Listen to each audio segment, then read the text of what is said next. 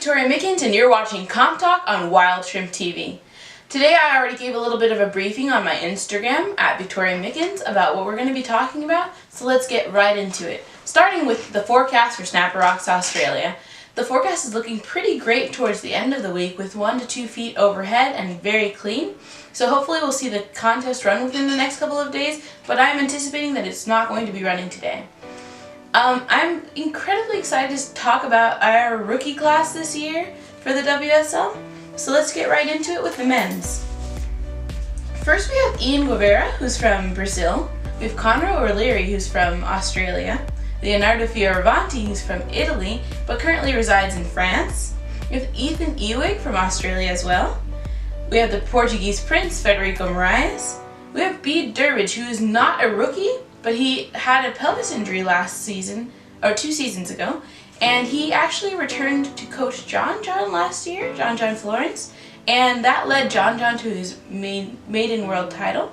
So hopefully we'll see Bede back in action and doing just as well as he was before his injury. We have Joanne Daru from France, and my personal favorite, Zeke Lau from Hawaii. It's so great to see another Hawaiian on tour and a power surfer who has such great rail game and just a lot of power to him.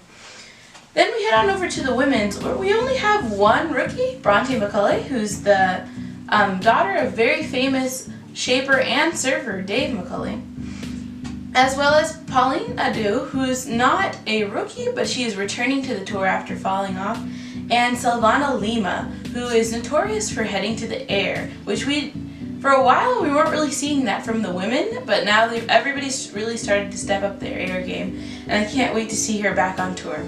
So we had a couple people get injured or take a little time off tour last year, and very important competitors, including Mick Fanning and Owen Wright and Bede Durbridge.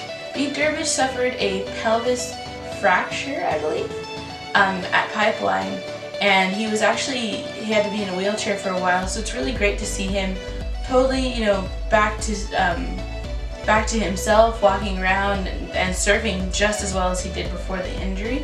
Mick Fanning had, if you haven't heard, you must live under a rock, but he had an encounter with a shark at Jeffreys Bay in South Africa, and there are no words to describe how I felt when I watched that live on the live stream on WorldSurfLeague.com. I was panicking, not knowing how that was going to turn out, and luckily he's totally fine to kind of get back to himself, and he's taken a lot of time off. He's been on some epic surf trips. He's dropped some really gnarly edits from different parts of the world that you wouldn't even dream of surfing in.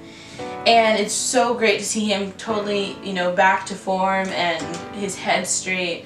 And, he went through a whole lot in addition to the shark attack that year. So it's great to see him back. And personal favorite again, Owen Wright.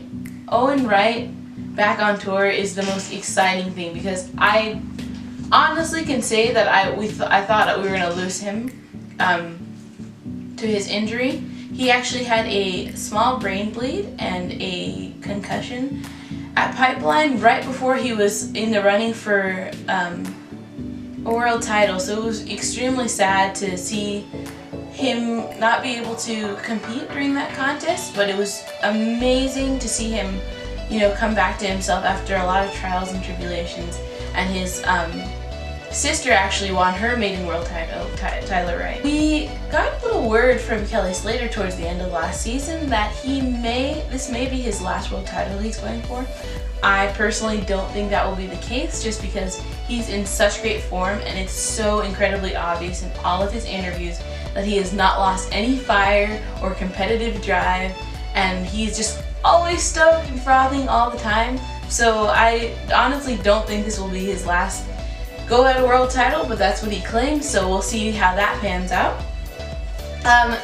Super sad about no more Dawn Patrol for the WSL this season, just because I always tune into Dawn Patrol. Always. There's not a single contest that I haven't tuned into Dawn Patrol. It doesn't matter what time of day it is. It doesn't matter where the contest is. It doesn't matter whether the contest is running that day or not.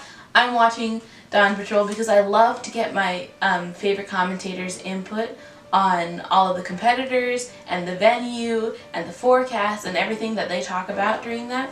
I'm sure they're going to still have something like a morning show or something to start contests off with a little bit of analysis, but it's kind of sad to see Dawn Patrol not be a thing this year.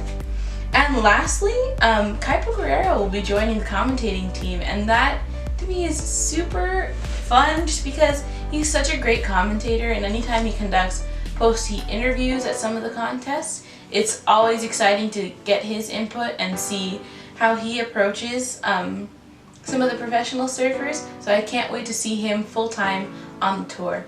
Be sure to tune into Comp Talk tomorrow.